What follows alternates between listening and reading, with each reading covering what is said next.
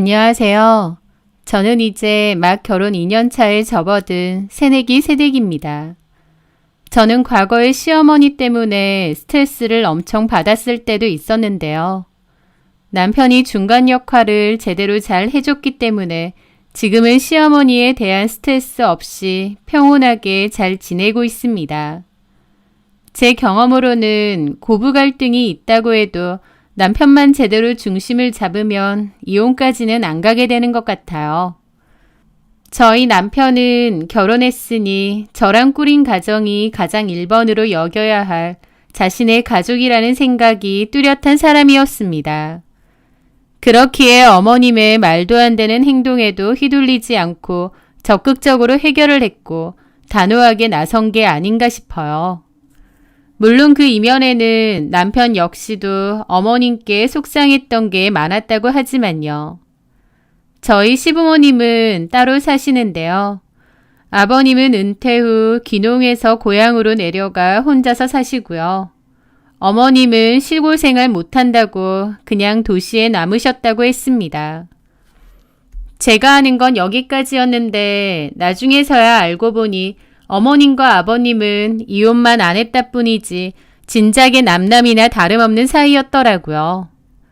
말은 어머님이 시골 생활 못한다고 안 따라가신 거라지만 사실 두 분의 사이는 남남이나 다름없었던 거고 귀농을 구실로 따로 사시는 거였죠. 그래서 두 분은 왕래도 거의 없고 연락도 필요할 때 말고는 거의 안 하십니다. 제 남편은 어머님에게 질려서 혼자서 귀농을 하신 아버님을 10분 이해한다고 하더군요. 아버님이 어머님한테 많이 시달리셨는데 그래도 가족에 대한 책임감 하나로 이혼까지는 안 한 거고 또 은퇴까지 버티신 것 같다고요. 그리고 아버님은 은퇴하시자마자 자신의 역할을 모두 다 끝낸 것 마냥 모든 것을 정리하고 시골로 가셨다고 했거든요. 어머님이 뭘 어쨌기에 아버님이 그렇게 했고 또 제 남편은 그런 아버님을 이해하냐고요. 남편 하는 말이 자신의 엄마처럼 허영심이나 사치가 심한 사람은 별로 못 봤답니다. 어머님은 보여지는 것, 특히 남들 눈에 어떻게 보여지는지 정말 많이 신경 쓰고 목매여 하는 사람이라고 했어요. 옷이나 구두, 가방도 명품이어야 하고 차도 비싼 외제차를 끌어야 하고 명품을 살 때는 반드시 로고가 아주 큰 것, 누가 봐도 그 명품이구나 할 정도로 로고가 많이 박힌 것을 선호하셨어요. 게다가 전업주부여서 운전을 많이 하실 일도 없으셨다는데 기어코 우겨서 외제차를 끌고 다니셨다고 하더군요. 어머님의 그런 허영심과 과시욕은 자식들에게도 표출됐다고 했습니다. 제 남편에게 늘 공부를 잘해야 한다, 남들 보기에 자랑스러운 아들이 돼야 한다 라고 강요했고 남편은 커오면서 수많은 학원, 과외 등을 다니며 공부에 대한 압박을 느꼈다고 했습니다. 자식을 위해서 공부를 열심히 해라가 아니라 어머님 본인이 자랑할 수 있는 아들이 되어라가 어머님이 원하시고 바라시던 거였죠. 남편은 그런 것에 너무 질려서 나중에는 학원이며 과외며 보이콧하고 그냥 혼자 독학으로 공부했었다고 하더라고요. 반면 남편에게는 여동생 하나가 있는데요. 저에게는 신우죠. 신우의 이름은 박정아입니다. 신우 역시 어머님의 사치스럽고 허영심 가득한 모습을 그대로 빼다 박았다고 하더라고요. 그래서 어머님은 신우에게도 이것저것 많이 시키셨는데 그게 공부는 아니었고 예체능 쪽이었다고 했습니다. 신우는 첼로 조금, 발레 조금, 피아노 조금, 미술학원도 좀 다녔다고 하고 승마도 조금 했다고 하더라고요. 종류별로 안 해본 예체능이 없을 정도라고 하는데 문제는 신우가 그 어떤 것에도 그다지 두각을 나타내지 않았다고 했습니다. 그리고 어머님 역시도 신우의 미래를 위해 이것저것 시키셨다기보다는 남들 눈에 그럴듯해 보이기 위한 게 더 큰 목적이셨다고 해요. 우리 딸 첼로 하잖아. 우리 딸 요새 발레해. 나중에 그쪽으로 대학 전공 나가야지. 주변에 그런 얘기 하는 걸 좋아하셨다고 하더라고요. 하지만 이것저것 했지만 결국 신우는 이렇다 할 것도 없이 일반 대학 졸업하고 나서 집에서 놀다가 인플루언서인지 뭔지를 하겠다고 바람이 제대로 들었답니다.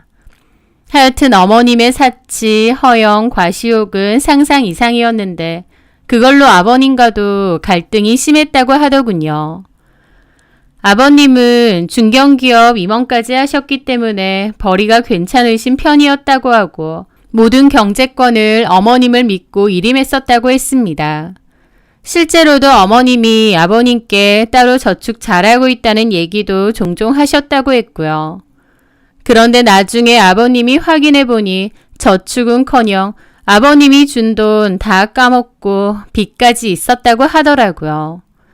아내를 믿고 모든 경제권을 일임했는데 저축해둔 돈은 없고 오히려 빚만 좀 남아있다고 하니 아버님도 폭발하신 모양이었습니다. 그 뒤로 아버님은 어머님 경제권을 뺏고 딱 필요한 생활비만 주셨대요. 그러면서 두 분 사이가 몹시 틀어지셨다고 했습니다.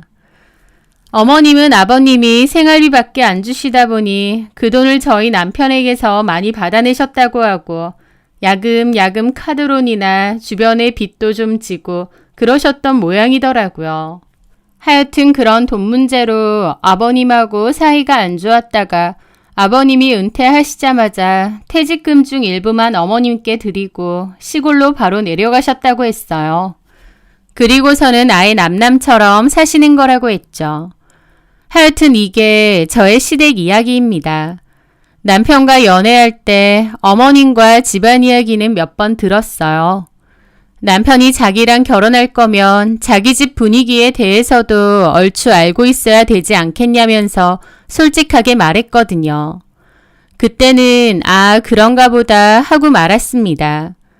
그런데 결혼 준비를 하느라 어머님과 신우를 실제로 만나보니 남편이 하는 말이 무슨 말인지 알겠더라고요. 처음 본 어머님은 그야말로 허영과 탐욕이라는 단어가 사람으로 태어나면 저런 모습일까 싶을 정도로 강렬한 인상이었습니다. 겉으로 보여지는 모습도 그러하지만 하는 말이나 눈빛 등도 전부 아들인 저희 남편에게 얼마나 많은 것을 바라고 요구하시는지요. 저희 남편에게 서슴지 않고 내가 너 키운다고 얼마나 투자를 많이 했는 줄 알지? 이제 결혼하면 더 효도하고 나한테 잘해라. 그런 뉘앙스의 말을 계속 하셨거든요. 게다가 저도 남편이랑 같은 대기업에 다니고 있으니 돈 잘 벌겠다면서 저를 며느리감으로 너무 반가워하시고 싱글벙글 하셨어요. 정확히는 제가 며느리감으로가 아니라 돈줄로 보여서 반가우셨던 것 같아요. 하여튼 어머님과 신우가 좀 철딱선이 없어 보이기는 하는데 그래도 남편이 중간 역할을 제대로 하겠다는 게 보였고 또 제가 아는 남편 성격으로도 중간에서 잘할 것 같았기 때문에 별로 걱정은 없었습니다. 그런데 결혼 준비를 하면서부터 바로 어머님과의 문제가 생겼습니다. 남편과 저는 양가 부모님의 도움을 일절 받지 않고 결혼을 하기로 약속했는데요. 그렇기 때문에 예단 예물 같은 건 다 생략하기로 하고 혼수도 서로 상의해서 하기로 했습니다. 그런데 어머님이 저에게 따로 연락을 하셨고 혼수나 예단에 관한 이야기를 하시는 거예요. 어머님 본인이 고급 물건을 많이 받기 때문에 보는 눈이 좋다면서 어머님이 지정한 혼수를 사라고 했습니다. 그런데 그 와중에 어머님 집에 필요한 가전 가구들까지 은근하게 껴놓으셨더라고요. 너도 우리 정훈이랑 같은 대기업 다니고 월급 많지 않니? 원래 신혼 가전 가구 드릴 때 같이 사면 싸다고 하더라. 하는 김에 우리 것도 좀 같이 해라. 그리고 내가 바쁜 너 대신해서 이렇게 목록도 다 해놨다. 너 이런 시어머니 없다? 얼마나 고맙니? 그런데 어머님이 주신 그 홍수 목록이라는 게 다 너무 비싼 고가의 제품들이기도 하고 또 제 취향과는 거리가 먼 제품들이었습니다. 금액도 과장 좀 보태서 다 합치면 웬만한 아파트 전세금은 될 액수였거든요. 혼수뿐만 아니라 어머님은 생략하기로 한 예단까지도 요구하시더라고요. 정은이는 예단 그런 거 없다 그러는데 솔직히 결혼하면서 그냥 올 건 아니잖아? 나도 내 주변에 며느리한테 이런 거 받았다 한마디 정도는 해야 될 거 아니야. 아들 장가 보내면서 며느리한테 아무것도 못 받았다고 하면 사람들이 얼마나 손가락질하게. 그래서 내가 그렇게 부담스럽지 않은 선에서 적당한 걸로 골랐다. 이제 한 가족 될 건데 너도 시어머니 되는 나한테 선물한다고 기쁘게 생각하면 서로 얼마나 좋니? 그러시면서요. 저는 황당한 기분을 누르고 어머님께 말씀드렸습니다. 어머님, 알아봐 주셔서 감사한데요. 이미 가정 가구는 정훈 씨랑 저랑 상의해서 목록을 짜고 있어요. 어머님이 해주신 것들은 다 너무 고가 제품이라서 저희 입장에서는 좀 부담스럽기도 하고요. 하나 살 때 좋은 거 사는 거다. 아무거나 사면 오래 못 써. 저희도 비용 맞춰서 좋은 걸로만 찾아보고 있습니다. 그리고 예단은 좀 어려울 것 같아요. 저랑 정훈 씨가 양가 부모님 손 안 벌리고 서로 힘으로만 하자고 약속했고 이미 결혼 비용도 다 합친 상태거든요. 아니 그렇다고 네가 갖고 있는 돈을 다 합친 건 아니잖아. 따로 돈 있잖아. 명색이 너도 대기업 다닌다면서 따로 챙겨놓은 거 없니? 어쨌든 저희가 예단 예물을 하지 않기로 얘기를 했기 때문에 그건 좀 어려울 것 같습니다. 저는 최대한 웃으며 좋게 좋게 말씀을 드렸습니다. 그때 어머님의 표정이 뭐 이런 게 다 있냐처럼 보이시더라고요. 어머님이 그렇게 저를 따로 불러내서 얘기를 하시면 제가 어쩔 수 없이 맞춰드릴 줄 알았나 본데 저도 그럴 생각은 조금도 없었습니다. 그런데 그 후에도 어이없는 일이 또 있었어요. 어머님이 이번에는 저희 회사 근처로 연락도 없이 찾아오셨기에 저도 나가게 되었습니다. 그런데 어머님이 저한테 하시는 말씀이 너무 황당하더라고요. 우리 정아 말이야. 우리 정훈이 동생. 이제 네 신우. 네. 우리 정아가 그 인플루언서인가 뭔가 그거 한다고 요새 바쁜 거 알지? 아, 네. 딸이 그런 거 한다고 하니 나도 잘 해보라고 응원하고 싶고 도와주고 싶고 그래. 그게 뭐 잘 되면 돈을 꽤 잘 번다지? 뭐 사람마다 다르죠. 신우는 SNS 인플루언서를 하겠다며 SNS에 매일같이 명품백과 호텔 애프터눈 티, 호캉스 사진 같은 허세 가득한 사진들을 도배하는 그런 철딱서니 없는 짓을 하고 있었습니다. 본인이 번 것도 아니고 어머님 카드 받아서 쓰고요. 그 카드 값은 저희 남편이 많이 갚아줬다고 하더라고요. 그렇다고 소위 잘 나가는 인플루언서냐 그런 것도 아닙니다. 팔로워도 1000명 정도 되는데 들어보니 그 중에 반은 돈 주고 산 팔로워라고 하더라고요.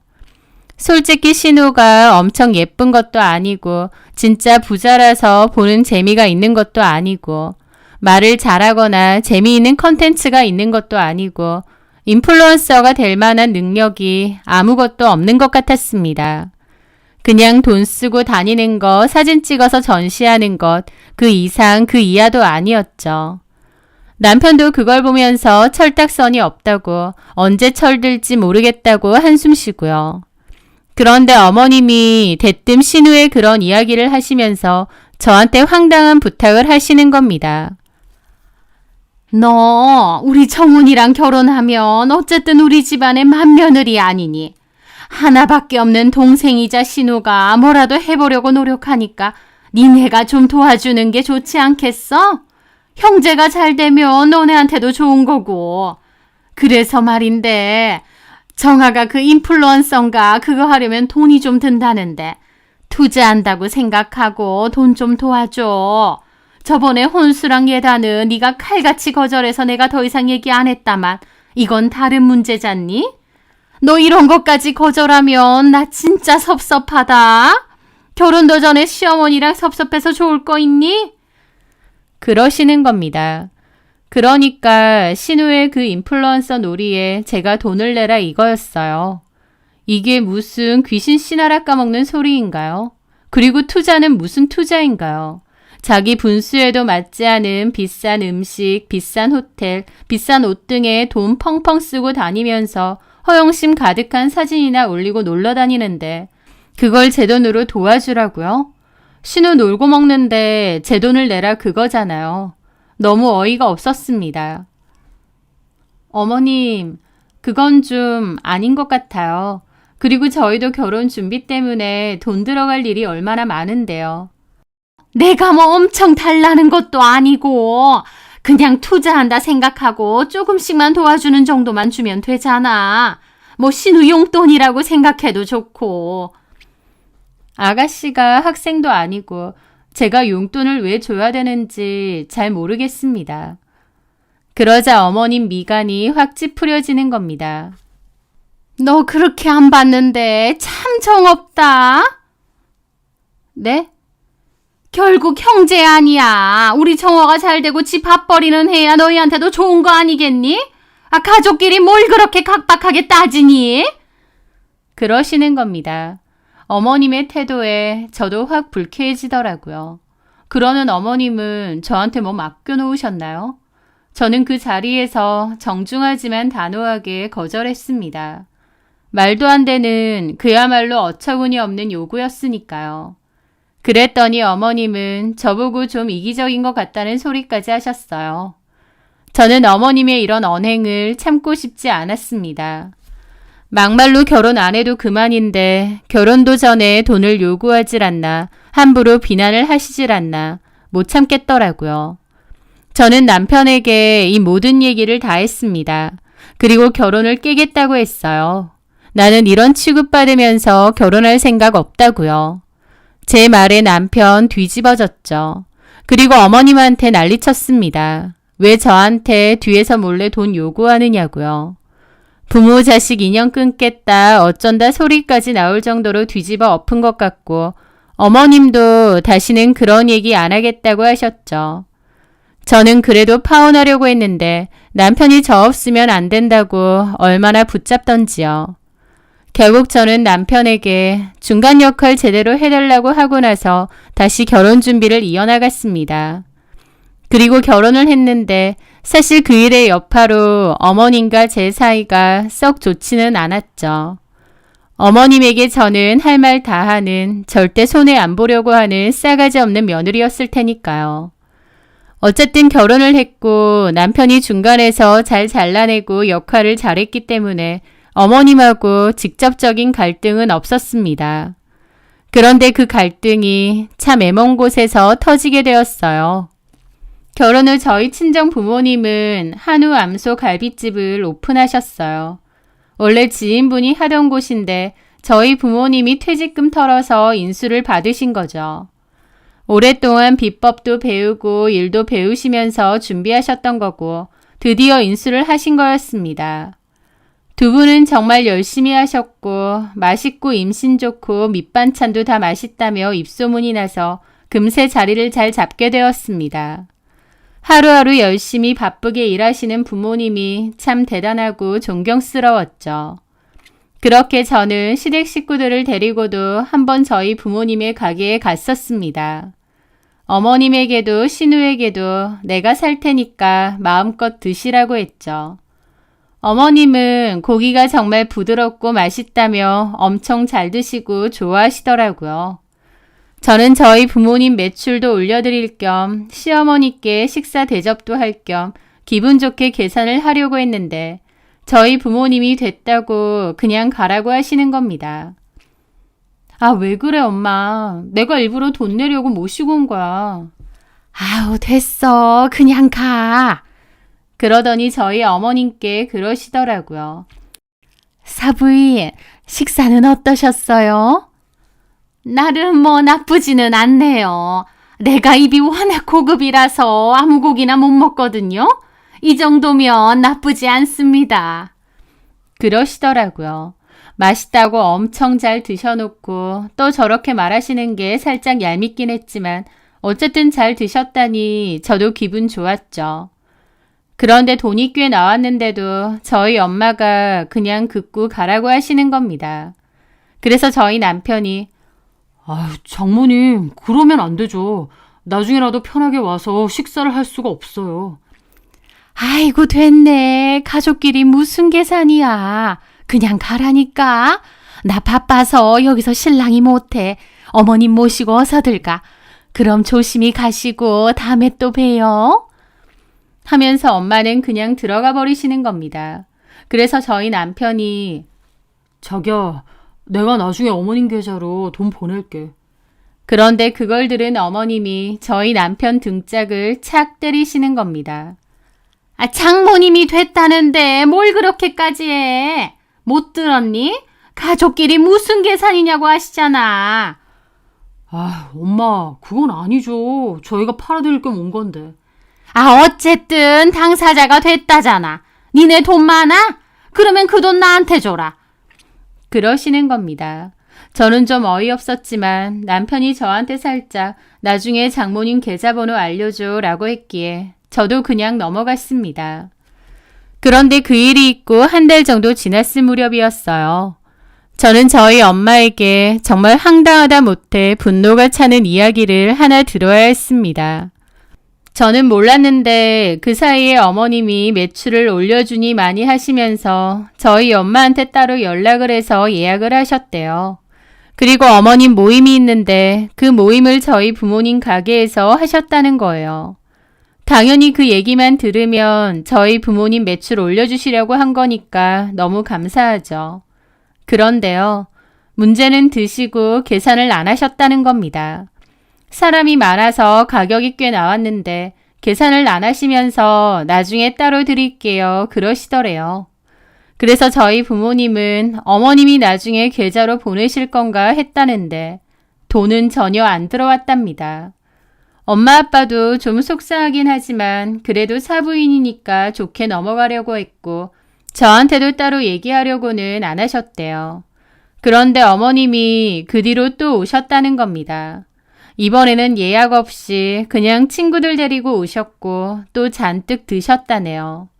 메뉴판은 보지도 않고 가장 비싼 2플러스 등급 한우 암소갈비 스페셜 세트와 최고급 와인에 온갖 사이드 메뉴에 후식까지 아주 푸짐하고 거하게 잘 드셨답니다.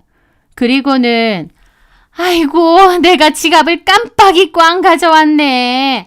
이를 어쩌죠? 사돈 걱정 마요. 내가 나중에 우리 아들 정훈이 시켜서 한꺼번에 보낼 테니까. 알았죠?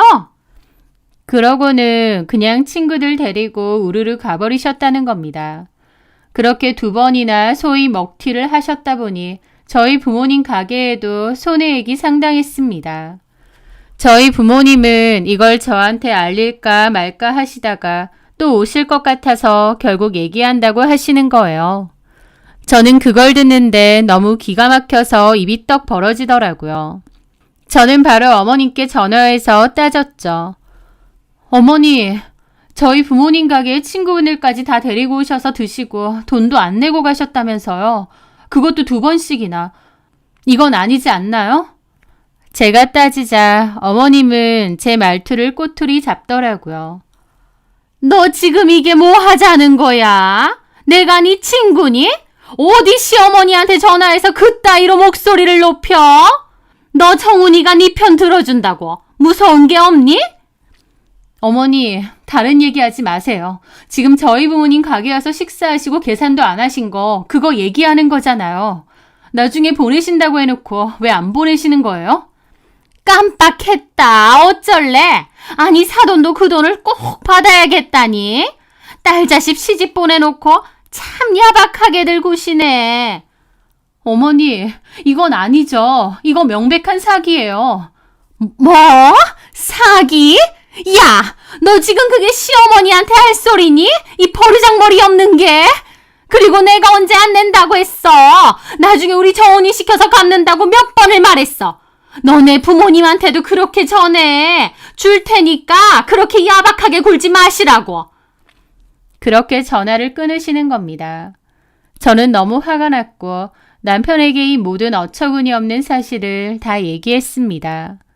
아무것도 몰랐던 저희 남편은 제 이야기를 듣고는 얼굴이 터질 듯이 시뻘개지더라고요.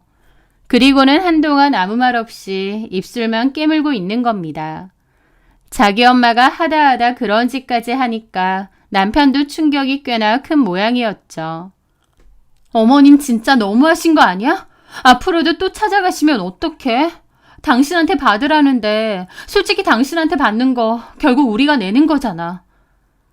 그런데 남편은 뭔가 생각이 잠긴 듯 했습니다. 그러더니 자기야, 장모님 장인어른께 정말 죄송하고 자기한테도 미안해. 내가 장모님 장인어른께는 따로 연락드려서 사과드릴게. 그리고 돈도 무조건 돌려드릴게. 우리 돈으로 결국 드리는 거잖아. 엄마 아빠도 안 받으실 거야. 아니야. 엄마가 드셨는데 우리 돈으로 왜 드려? 엄마 돈으로 내가 드리게 할게. 어떡해? 어머님이 돈을 주려고 하실까? 절대 안 그러실 것 같은데. 내가 다 생각이 있어. 걱정 마. 그러더라고요. 그런데 남편의 그 해결 방안이 기상천외했습니다. 남편은 정말 저희 부모님께 전화해서 진심으로 사과드리고 어머님이 드신 비용은 다 계산해서 보냈습니다. 어떻게 했냐고요? 며칠 뒤 어머님이 잔뜩 흥분해서 남편에게 전화가 와서야 알게 되었습니다. 야, 너 내 가방 팔았니? 예. 어디다가? 중고명품 매장에요. 160 주던데요. 야, 그게 얼마짜린데? 거기 어디야? 어디에 팔았냐고? 이미 팔았고 그 돈으로 장모님한테 제대로 계산했어요. 누구 맘대로 그걸 팔아? 그거 내가 얼마나 아끼는 건데? 통하지만 어머님이 뒤로 넘어가는 게 다 들리더라고요. 네, 남편은 어머님이 아끼시는 비싼 명품 가방을 팔아버린 겁니다. 어머님의 가방 중에서도 꽤 고가의 가방이었고 어머님이 정말 애지중지했던 가방이거든요. 좀 오래되고 사용감이 많아서 많이는 못 받았나 본데 제가 알기에도 꽤 비싼 가방입니다. 남편은 그걸 홀라당 팔아버린 거예요. 어머님은 그거 다시 들고 오라고 생 난리를 쳤고 남편은 꿋꿋했습니다. 엄마가 분명히 장모님한테 그러셨죠. 돈 나중에 준다고. 그래서 제가 드린 거예요. 그러니까 다음부터는 계산할 거 아니면 절대 장모님 가게에서 그런 짓 하지 마세요. 또 그러시면 저 다른 것도 팔아버립니다. 야, 네가 아들이야? 아들이니까 이렇게 하죠. 아들 아니었으면 엄마 신고했어요, 먹튀로. 뭐가 어째? 이게 완전 마누라 치마폭에 쌓여가지고 내 가방. 남편은 그렇게 전화를 끊더라고요. 남편의 행동이 놀라우면서도 한편으론 그렇게 해결해준 남편에게 너무 고맙기도 하더라고요. 그런데 며칠 뒤 먼저 퇴근하고 집으로 왔는데 어머님이 갑자기 찾아오신 겁니다. 어머님은 저한테 화풀이를 하시더라고요. 너 우리 정은이를 뭐 어떻게 구워 삶았길래 정은이가 이런 짓을 해? 당장 내 가방 내놔. 새 걸로 사놔. 어머님, 하실 말씀 있으면 아들한테 얘기하세요. 왜 저한테 이러세요? 그리고 정은 씨 행동이 뭐 잘못됐나요? 어머님이 드신 식사값 해결한 거잖아요. 뭐가 어째? 우리 정은이가 안 그랬는데 너 만나고 싹수가 노래졌다. 그러면서 막 저를 금방이라도 때릴 듯이 으름장을 놓는 겁니다. 저도 무섭더라고요. 그런데 그 와중에 남편이 마침 집에 왔고 그 광경을 봤습니다. 남편 눈이 또 뒤집어졌죠. 엄마, 지금 여기서 뭐 하시는 거예요? 너 엄마한테 이럴 수가 있니? 엄마가 그 가방 얼마나 아끼는지 알면서? 그러는 엄마는요. 사돈집 가서 팔아주지는 못할 망정 먹튀나 하고 창피하지도 않으세요? 엄마가 그런 행동을 하면 내가 장모님 장인어른을 어떻게 봐요? 아이고, 참 대단한 사이 나셨네. 너 쟤랑 결혼하더니 너무 변했다. 아니요, 저 변한 거 아니고요. 전부터 엄마 행동 진짜 질렸습니다. 저 솔직히 더 이상 엄마의 그 뻔뻔하고 몰상식한 행동들 참아드릴 수가 없어요. 네가 못 참으면 어쩔 건데? 엄마랑 인연 끊을 각오까지 하고 있어요. 뭐라고? 이 일뿐만이 아니고요. 저 평생 엄마한테 정말 실망 많이 했습니다. 엄마야말로 저를 진심으로 위하고 생각하신 적은 있으세요? 남들 눈이 뭐라고 그렇게 다른 사람 의식하면서 자식들 들들 볶아대고 결혼 전부터 이 사람한테 말도 안 되는 요구해서 결혼 깨지게 만들려고 하고 이제는 하다하다 장모님 가게에 사람들 데리고 가서 먹고 계산도 안 하세요. 저 진짜 더 이상은 엄마 행동 못 참겠다고요. 자꾸 이러시면 저 진짜 엄마랑 인연 끊을 겁니다. 그냥 하는 소리 아니에요. 남편의 아주 단호하고 확고한 태도에 어머님은 큰 충격을 받은 듯 한동안 아무 말도 못하고 그 자리에 멍하니 서 계셨습니다. 그래도 남편이 여태까지는 답답해도 그래도 엄마라고 좋게 좋게 돈도 갚아주고 용돈 드리고 생활비 드리고 그렇게 했는데 남편도 한계였던 거죠. 어머님은 충격받은 얼굴로 돌아가셨고 그 일이 있은 후 시어머니의 발길은 한동안 뜸해졌습니다. 남편도 마음이 편하지는 않았을 테지만 한 번은 있었어야 되는 일이라고 생각하더라고요. 그 와중에도 어머님은 저만 원망하시는 건지 저를 더 이상 안 보고 싶다고 하셨습니다. 솔직히 어머님 안 보고 사는 게 저한테 무슨 손해라도 되나요? 어머님 뜻이 그렇다면 알겠다고 했고 그 후로는 남편만 어머님을 찾아뵙고 있어요. 남편이 그런 말을 했다고 어머님이 갑자기 정신을 차리거나 사람이 바뀌고 그런 일은 없었습니다. 평생 그렇게 살아오신 분이 바뀌겠나요? 다만 남편은 어머님께 더 이상 카드빚 같은 건 못 도와드린다고 했고 딱 필요한 생활비만 조금 도와드린다고 했습니다. 필요한 거 있으면 갖고 있는 물건 팔아서 쓰시라고 하면서요.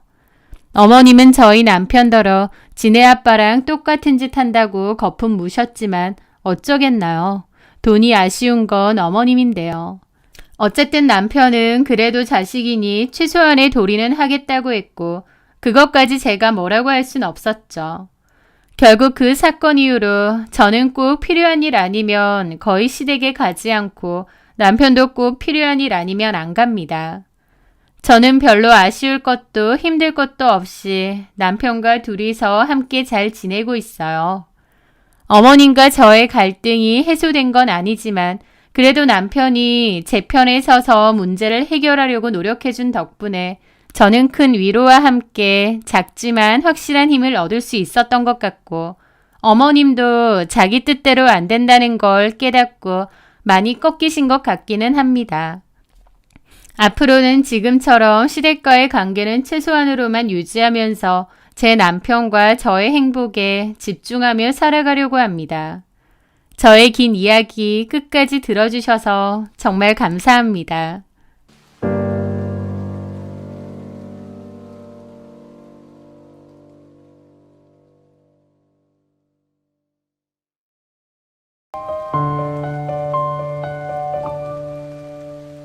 안녕하세요.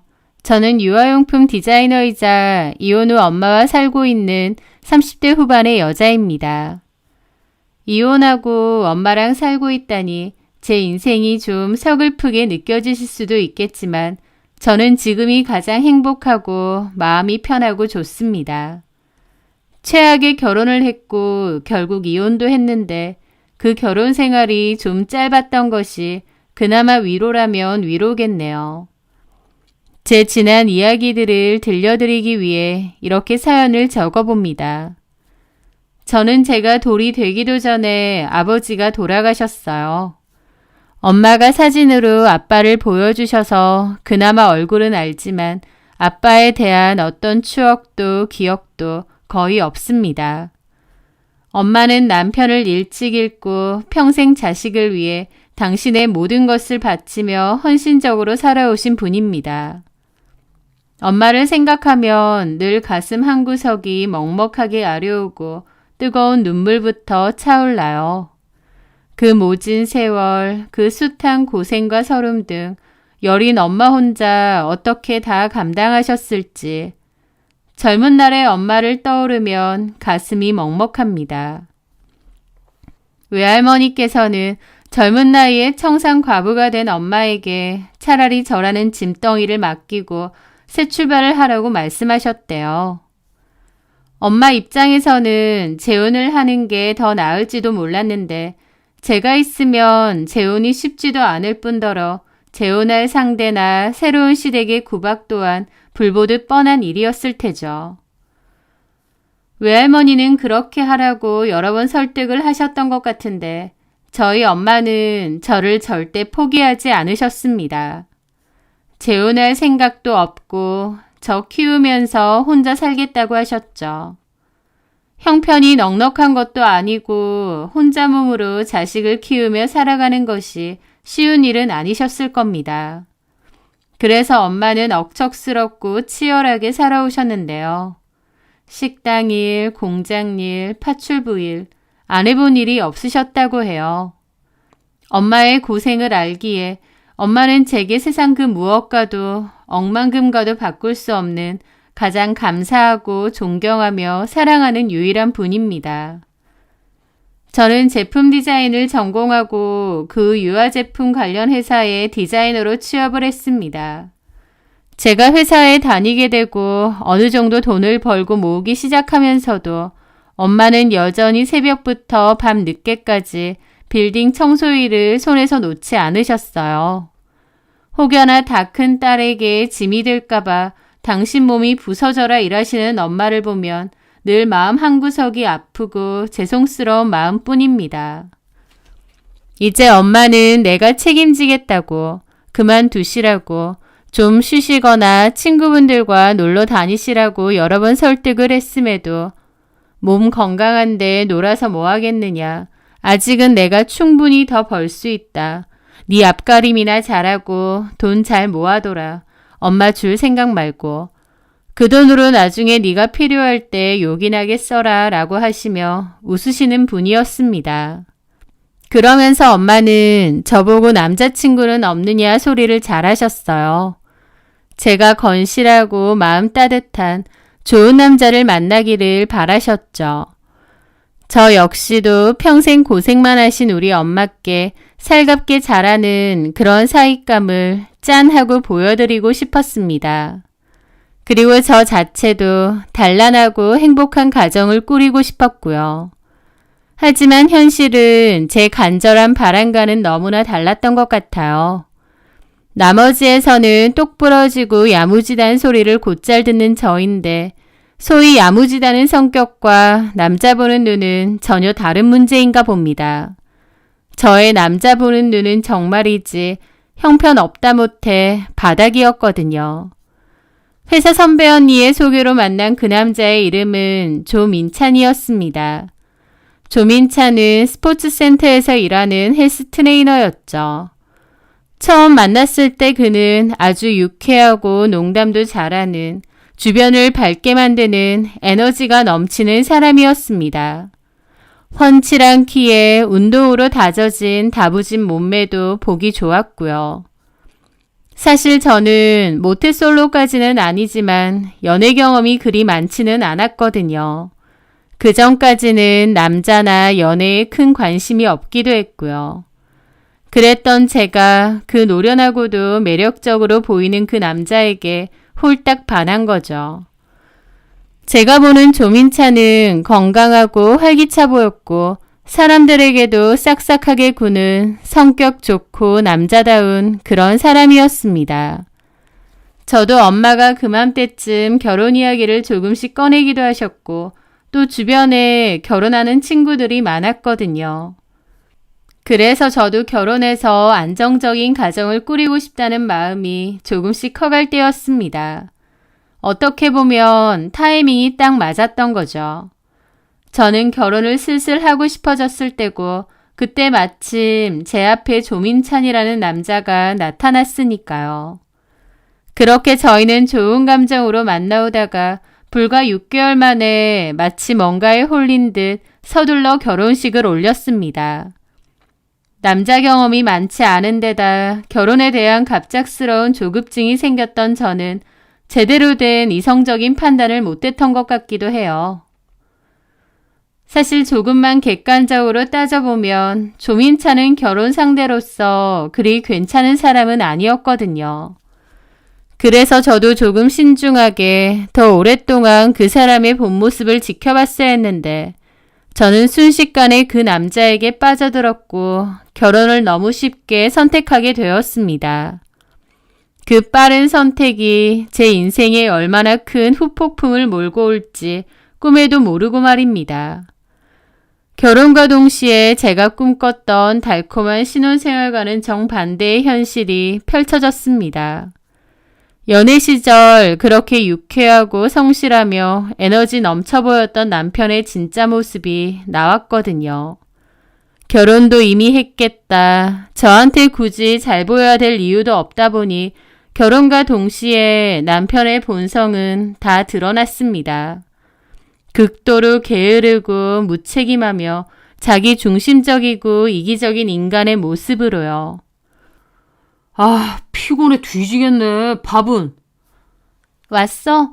나도 좀 전에 퇴근하고 와서 아직 준비 못했어. 지금 막 하려고 하는데. 아직까지 안 하고 뭐 했어? 아, 됐고. 나 배고프니까 빨리 뭐라도 차려봐, 대충. 남편은 퇴근하고 집에 돌아오면 손 하나 까딱하지 않고 씻지도 않은 채 밥 타령을 했습니다. 그리고는 곧장 컴퓨터 방으로 들어갔어요. 남편은 총게임을 좋아했는데 시끄러운 총소리와 개성이 난무한 게임을 해댔죠. 제가 너무 시끄럽다고 옆집에서 항의 들어온다고 뭐라고 하니 짜증을 내고 겨우 헤드셋을 끼긴 했는데요. 헤드셋을 끼면 뭐 하나요? 욕설을 섞어가며 팀원들과 얼마나 떠들며 게임을 하던지요. 밤 늦게까지 그러다 보니까 저는 밤마다 잠을 설치기 일쑤였고 주변 집에서 항의도 많았습니다. 트레이너다 보니 본인 몸에 엄청 엄격하고 관리를 잘할 줄 알았는데 막상 살아보니 전혀 아니었어요. 남편은 게임하면서 배달 음식이나 컵라면도 잘 먹었는데 그걸 치우지도 않고 잔뜩 쌓아두기 일쑤였습니다. 안 치우냐고 하면 보기 싫은 제가 치우래요. 그뿐인가요? 월급이 얼마 되지도 않는데 그 월급을 게임 아이템을 사느라 매달 수십만 원씩 현금 결제까지 했습니다. 최소한 직업이 운동하는 사람이다 보니 본인 관리에 철저할 줄 알았는데 전혀 아닌 모습에 너무 놀랐죠. 사실 남편은 체육 전공을 했고 과거에는 보디빌더 대회도 많이 나갔다고 했습니다. 하지만 그건 과거고 이제는 관리를 전혀 안 하다 보니 겉으로 봐도 트레이너로 보이지도 않았어요.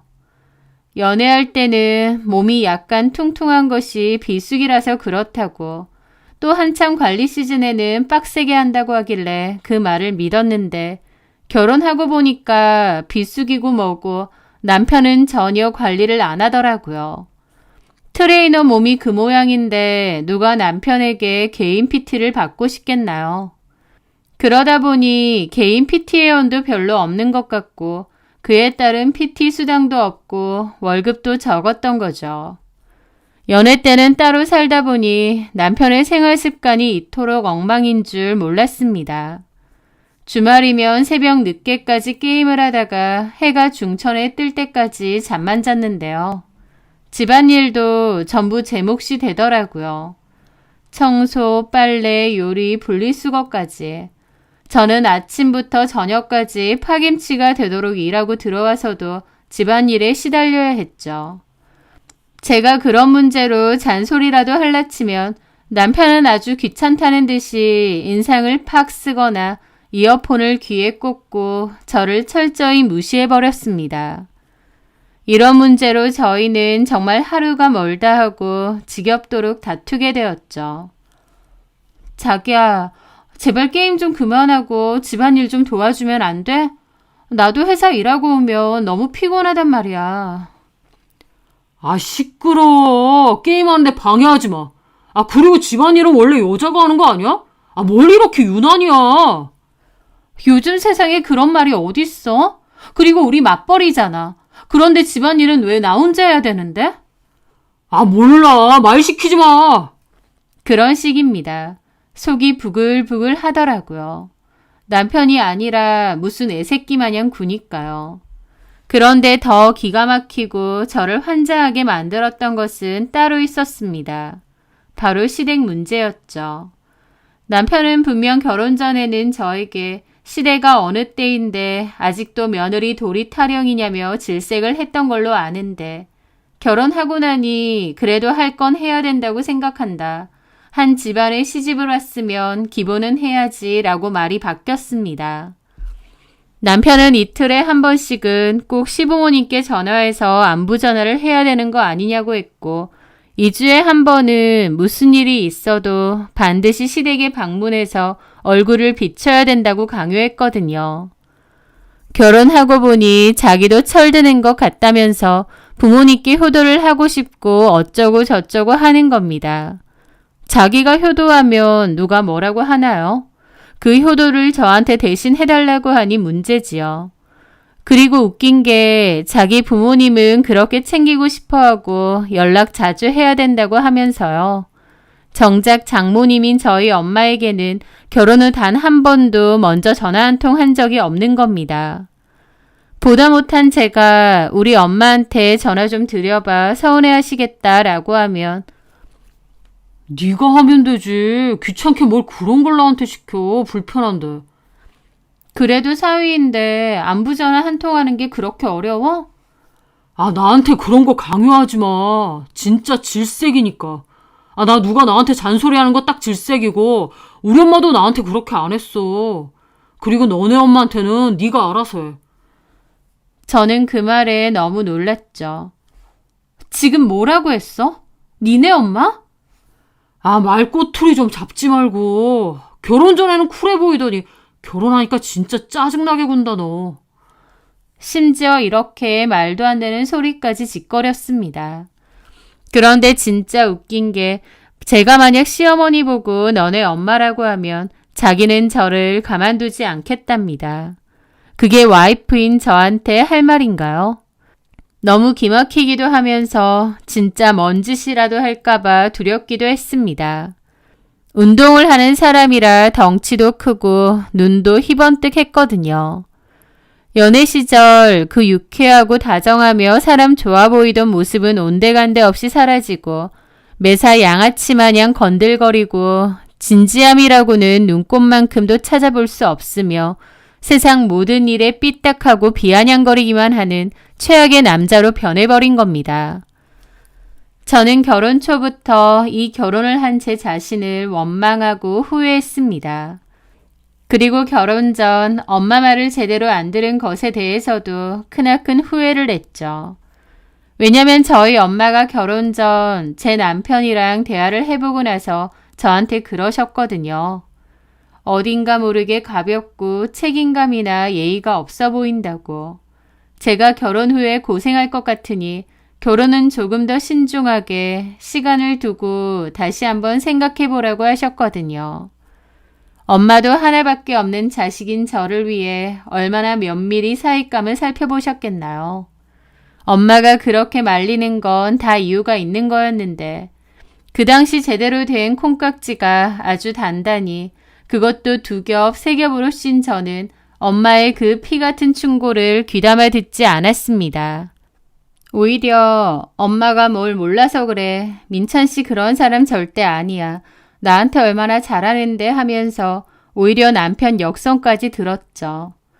엄마 말을 들었어야 했는데 정말 땅을 치고 후회했습니다. 제가 너무 어리석고 멍청했던 거죠. 예의 없는 인간은 남편뿐만이 아니었습니다. 시어머니 역시 저희 엄마를 지칭할 때 항상 니네 엄마 이런 식으로 불렀습니다. 사돈에 대한 예의라곤 눈꽃만치도 찾아볼 수 없었죠. 그뿐인가요? 며느리 하나 들어왔다고 저를 엄청 부려먹더라고요. 시댁에 가면 저는 허리가 휘도록 일만 하고 있는데도 남편은 소파에 대자로 편하게 드러누워 스마트폰으로 게임을 하거나 세상 모르고 잠만 잤습니다. 그게 얼마나 속 터지고 화가 나는지요. 시어머니는 그런 남편을 보며 우리 아들 밖에서 힘들게 일하고 왔으니 집에서라도 좀 푹 쉬어라 그러셨습니다. 이미 남편은 저희 집에서도 쉴 만큼 푹 쉬고 있는데 말이죠. 본인 본가는 그렇게 드나들면서도 제가 친정에 한번 같이 가자고 하면 온갖 핑계를 다대며 거절하거나 마지못해 따라 나서도 친정에서 시종일관 불만 가득한 표정으로 불편한 티를 팍팍 내는 겁니다. 저는 그런 모습이 꼴보기 싫으니까 친정에 같이 가자는 소리를 안 하게 되고요. 남편은 정말 속이 좁고 지 밖에 모르는 이기적인 인간이었습니다. 그런데도 왜 그 결혼 생활을 계속해 나갔느냐고요? 모르겠습니다. 아마 이건 아니다라는 걸 깨달았으면서도 그래도 결혼을 했는데 섣불리 이혼을 하긴 좀 그렇지 않나? 라는 생각이 있었던 것 같아요. 제가 선택한 결혼이었기에 너무 쉽게 물을 수는 없었던 것 같습니다. 지금 돌이켜보면 미련했던 거죠. 아니다 싶을 때 끊어냈어야 하는데 제 속에서도 이 정도로 이혼을 하나? 남들도 이러지 않나? 남자들 보통 저렇지 않나? 이런 식으로 합리화를 하면서 제 진짜 마음과 상황을 제대로 못 돌아봤던 것 같아요. 그렇게 맹추처럼 지내다가 어떤 일을 계기로 정신이 번쩍 들게 되었습니다. 그 일은 저희 엄마가 사고를 당한 일이었습니다. 엄마는 일하시던 빌딩 청소 일을 하시다가 계단에서 발을 헛디뎌 넘어지셨대요. 그러면서 관절을 심하게 다치는 큰 사고가 발생했습니다. 다행히 바로 병원에 호송되었고 큰 수술까지는 아닌 걸로 결과가 나왔지만 한동안 통원 치료를 꾸준히 받아야 한다고 하더군요. 그런데 공교롭게 저희 집 근처에 엄마가 다니셔야 할 재활 전문 병원이 있었습니다. 엄마는 다리를 다치셔서 거동도 편하지 않으셨기에 저희 집에서 치료받는 동안 함께 지내시기로 했어요. 혼자서는 거동이 불편하신데 멀리 병원까지 오다니는 게 쉬운 일은 아니니까요. 그런데요. 이 사실을 알게 된 남편은 그야말로 펄펄 뛰며 길길이 날뛰었습니다. 눈에 쌍심지를 켜고 저에게 악을 쓰더군요. 뭐라고? 2달? 지금 제정신이야? 내가 니네 엄마랑 한 집에서 어떻게 같이 살아? 생각만 해도 숨 막히고 질색이라고. 절대 안 돼. 당신 지금 그걸 말이라고 해? 우리 엄마 다쳐서 거동도 있는 상황인데 하나뿐인 사위라는 인간이 할 소리냐고. 아무튼 난 불편해서 죽어도 싫어. 알아서 해. 당장 다른 방법을 알아보던지. 우리 엄마도 아니고 너네 엄마를 어떻게 같이 지내? 라는데 진짜 정남이 떨어지더라고요. 다른 것도 아니고 아파서 당분간만 좀 지내신다는데 사위라는 인간이 저딴 식으로 말하니까요. 하지만 아쉬운 건 저였기에 일단 설득을 해야 했습니다. 그래서 결국 평소 그가 노래를 부르며 갖고 싶어 했던 최신형 한정판 게임 콘솔과 고사양 게이밍 PC 부품 풀세트를 제 카드로 결제해주고 나서야 엄마를 모셔올 수 있게 되었어요. 정말 치사하고 더럽고 안 입고 왔지만 아픈 엄마를 생각해서 어쩔 수가 없었습니다. 그럼에도 불구하고 남편은 엄마가 저희 집에 오신 지 얼마 되지도 않아 바로 불편한 티를 팍팍 내더라고요. 저희 엄마가 뻔히 듣고 계시는데도 막 친구랑 통화를 하면서 내 집인데도 불편하니 어쩌니 그러지를 않나.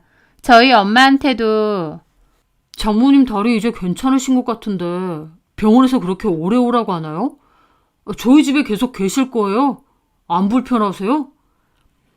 제가 원래 집에서 편하게 지내는데 요즘은 그렇게 하기가 좀 힘드네요.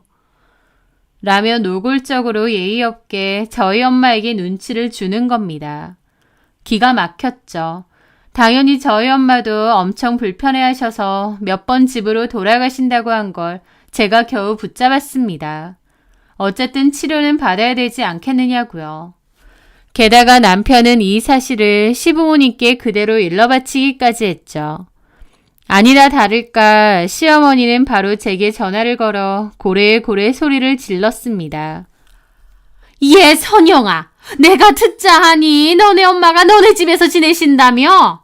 아무리 몸이 아프고 다쳤어도 그렇지 어떻게 사이가 저렇게 뻔히 불편해하는데 딸네 집에 그렇게 눌러앉아 있을 생각을 다 하신다니? 그렇게 안 봤는데 참 뻔뻔도 하신가 보다. 어머님, 무슨 말씀을 그렇게 하세요? 저희 엄마가 집에 없는 것도 아니고 병원 치료 때문에 어쩔 수 없이 지내시는 건데요. 니네 집 근처에 병원 없었으면 어쩌려고 그러셨다니?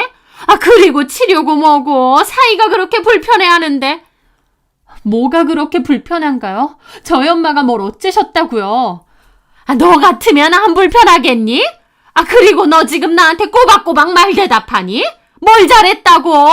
우리한테 말도 안 하고 니네 엄마 몰래 데리고 와서 집에서 같이 살게 하고.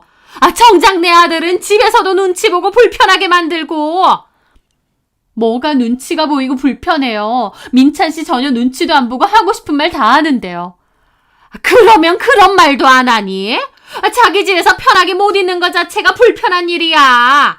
너네 엄마 언제까지 있을 건데? 얼른 나가시라 그래. 그러는 겁니다. 저희 엄마가 이런 말도 안 되는 취급을 받는 것을 보면서 저는 정말 이 결혼을 당장이라도 때려치우고 싶더라고요. 게다가 그 와중에 남편은 다니던 스포츠센터 관장과 크게 다퉜다며 저랑 상의 한마디도 없이 하루아침에 일을 그만두기까지 했습니다. 그러면서 뜬금없이 자기가 개인 PT 스튜디오를 차리겠다며 제 명의로 억대 대출을 받아달라는 소리까지 하는 거예요. 자긴 기본적인 것도 하기 싫어하고 예의도 국에 밥 말아먹었으면서 저더러 요구만 하는데 진짜 질리고 신물이 나더라고요. 사랑스럽고 좋았던 남자가 아니라 징글징글하고 신물나는 인간 그 자체가 되었습니다. 저는 진심으로 이혼을 고려하게 되었습니다. 엄마의 치료가 얼마 남지 않았기에 일단 엄마 치료만 끝나면 단판을 지을 생각도 있었어요. 그렇게 엄마의 통원 치료도 거의 끝나갈 무렵이었습니다.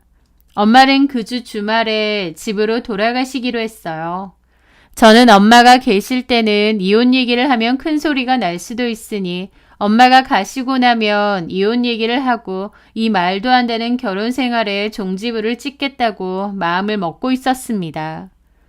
그런데 그맘때 너무 황당하고도 이상한 일이 벌어지기 시작했어요.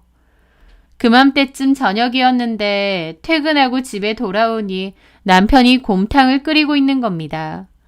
유명한 데서 일부러 사왔대요. 무려 장모님한테 드린다고요. 그러면서 세상 그 누구보다 다정하고 살가운 말투로 저희 엄마에게 살랑살랑 꼬리를 치며 말을 거는 것이었습니다. 장모님, 제가 장모님 기력 회복하시라고 1시간 거리에 있는 유명한 곰탕 맛집에서 갖고 온 거예요. 국물이 아주 끝내줍니다. 여기 완전 줄 서서 먹는 데거든요. 관절 안 좋으실 때는 이런 걸 잘 드셔야 돼요. 어서 한 그릇 뜨끈하게 드셔보세요. 병원 약보다 이런 게 더 효과가 좋을 겁니다. 장모님 얼른 쾌차하셔야죠. 제가 얼마나 걱정했다고요. 좀만 기다리세요. 얼른 차려드릴게요. 그러고 있는 겁니다. 그 모습이 고마운 게 아니라 정말 소름 끼치도록 어색하고 이상했습니다. 평소에 어떤 인간인지 너무 잘 아는데 갑자기 하루아침에 다정한 사이 코스프레라니요. 저 인간이 뭘 잘못 먹었나 싶더라고요. 저는 남편에게 갑자기 왜 그러냐고 했는데 남편은 저한테도 뭘 왜 그래? 나 원래 장모님 엄청 걱정했어. 자기도 얼른 먹어. 많이 사왔거든? 내가 차려줄게. 설거지도 내가 할 거야. 자기는 푹 쉬어. 장모님이랑 TV라도 보던지. 그러면서 앞치마까지 두르고 밥을 차리고 있는 겁니다. 안 하던 짓을 하니까 너무 이상하더라고요. 그뿐만이 아니었어요.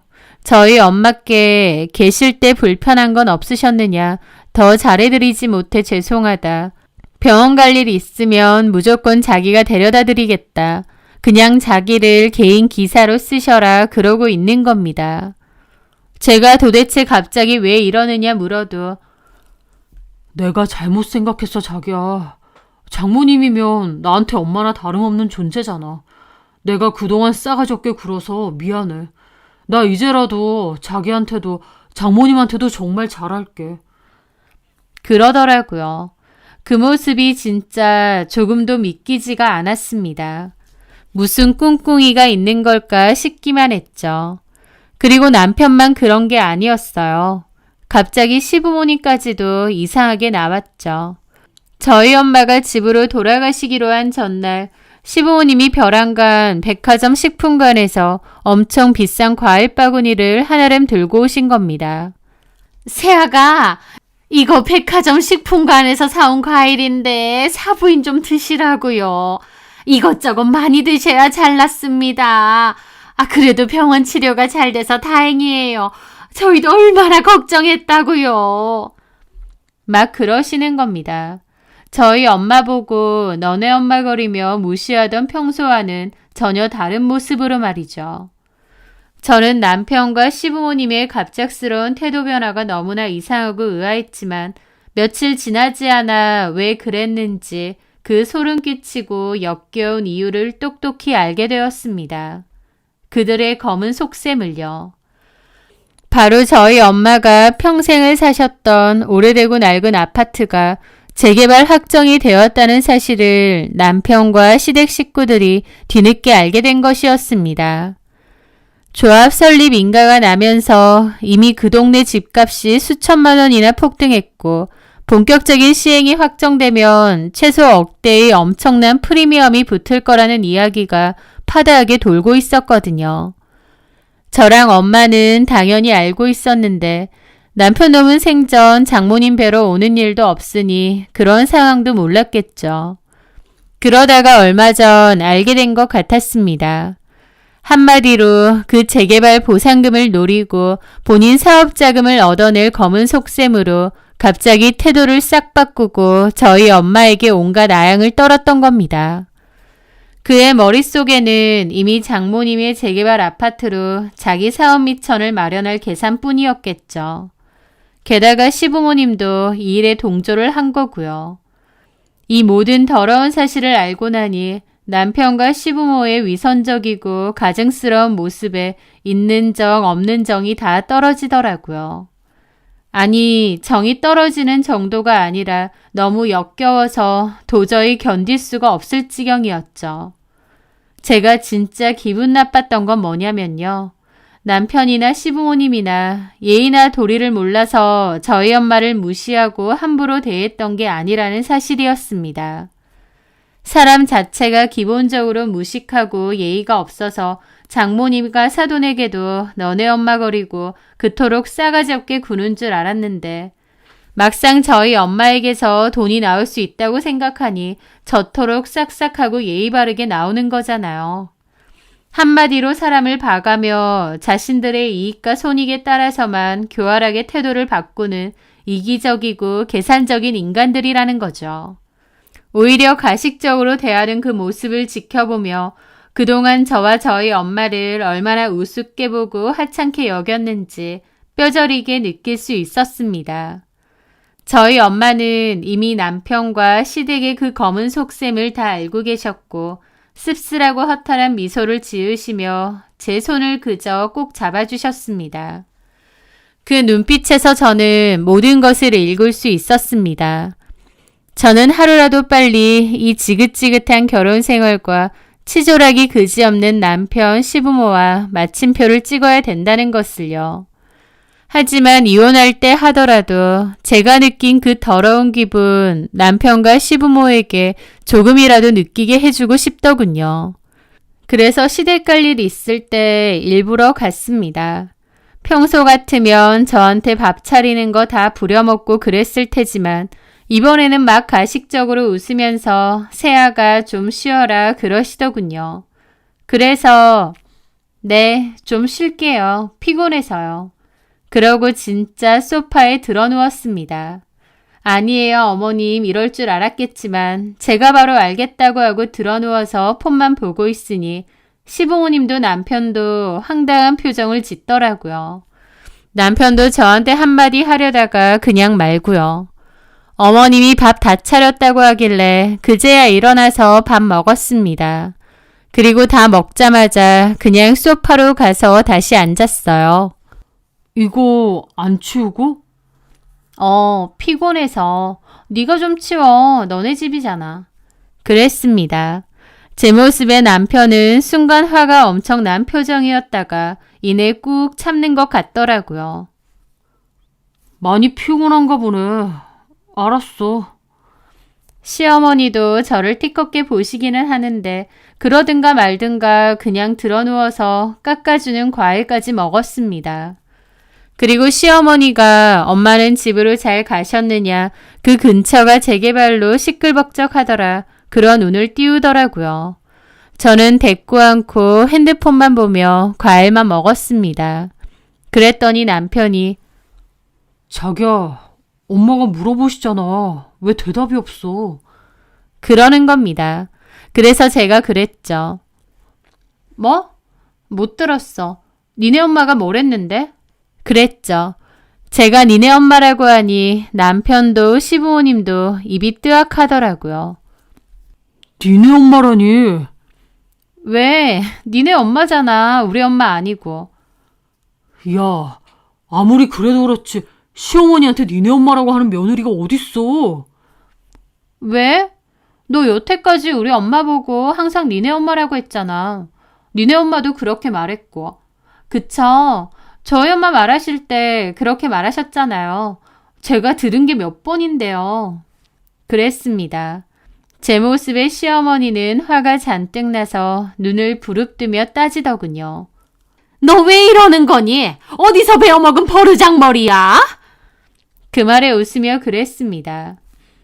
어디서 배웠긴요. 어머님이랑 어머님 아들한테 배웠죠. 너무 자연스럽게 쓰길래 이 집에서는 당연한 줄 알았는데요. 아, 이게 버르장머리 없는 거였구나. 어머님 아들이 장모님이라는 호칭을 제대로 쓴 적이 거의 없거든요. 어머님 아들도 버르장머리 되게 없는 거였네요. 뭐라고? 야, 너 진짜 미쳤냐? 내가 미친 걸로 보여? 내 보기엔 네가 더 미친 것 같던데? 왜 이렇게 파들파들 떨어? 네가 말한 것처럼 나도 똑같이 해줬는데? 생각해보니 웃기네. 너랑 너네 엄마, 너네 아빠는 우리 엄마더러 함부로 말하는데 나는 왜 너네 부모한테 꼬박꼬박 존댓말까지 써가면서 떠받들어야 돼? 너 말 다 했니? 보자 하니까? 그 말에 남편 놈도 얼굴 시뻘개져서 벌떡 일어나더라고요. 야, 그만하고 따라 나와. 집에 가서 얘기 좀 하게. 뭔 얘기? 나 너랑 할 얘기 없는데? 너 뭐 믿고 이러냐?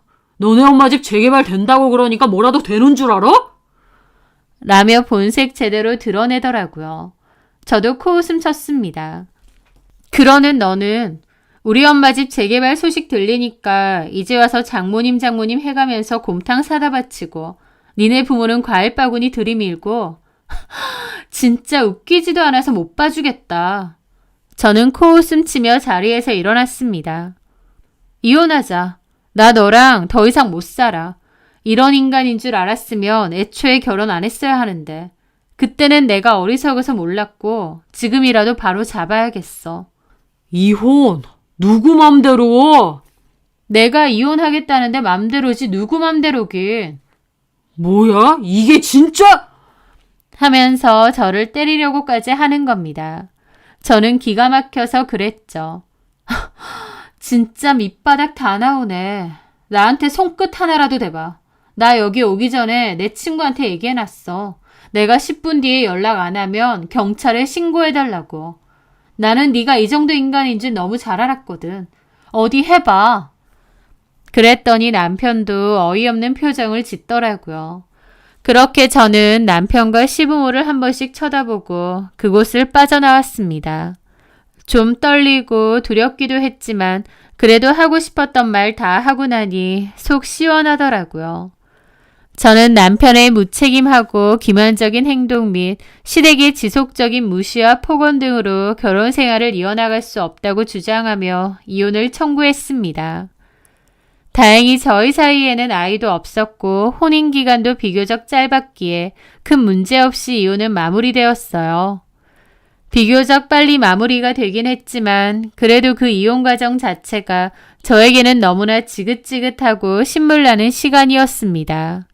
그 엄마와 저는 재개발될 아파트에 들어가 사는 대신 적절한 시기에 좋은 값으로 집을 팔았습니다. 그리고 그 돈으로 좀 더 조용하고 공기 좋은 한적한 동네에 아담하고 예쁜 아파트를 얻어 엄마와 함께 새로운 생활을 시작했어요. 이혼 후 엄마와 다시 단둘이 살게 되니 그 지옥 같던 결혼 생활이 제게 얼마나 큰 외로움과 깊은 상처를 주었는지, 그리고 제 곁을 아무런 조건 없이 묵묵히 지켜주는 우리 엄마가 얼마나 소중한 사람인지 세상 가슴 깊이 깨닫게 되었습니다. 더 이상 없는 것에 대한 아쉬움이나 미련보다는 지금 제 곁에 있는 엄마께 더 감사하며 살기로 했습니다. 전 남편 놈은 어떻게 되었냐고요? 이혼하면서 저랑 살았던 신혼집 재산분할 받아서 지목 챙겨가고 그 돈을 시부모님한테까지 손 벌려서 귀엽고 PT 스튜디오를 차렸다고 하더라고요. 그것도 비싼 몫에 엄청 삐까뻔쩍하게요. 본인 몸뚱아리나 관리를 먼저 하고 이력도 관리를 해야지 스튜디오만 그럴듯하게 차리면 잘 되겠나요? 허세는 많아서 비싼 돈 들여 인테리어까지 하면서 차렸다고 했고 그 과정에서 돈이 생각보다 많이 들어 대출까지 꽤 받았다는 얘기는 들었습니다. 결과는 안 봐도 뻔하죠. 본인만 모르고 다 알 거예요. 파리만 날리는 거죠. 제가 마지막으로 얘기를 들었을 때 처음엔 터무니없이 비싼 값으로 올려놓았던 개인 PT 비용을 엄청 낮췄는데도 팔이 날리고 그나마 있던 손님들에게도 평판이 엄청 안 좋았다고 하더라고요. 그 후에는 유튜브로 헬스 관련 영상을 찍니 많이 하고 또 장비 사들이고 했다는데 결론적으로는 빚만 잔뜩 지고 돈 문제로 지네 부모랑 지지고 볶고 사는 것 같더라고요.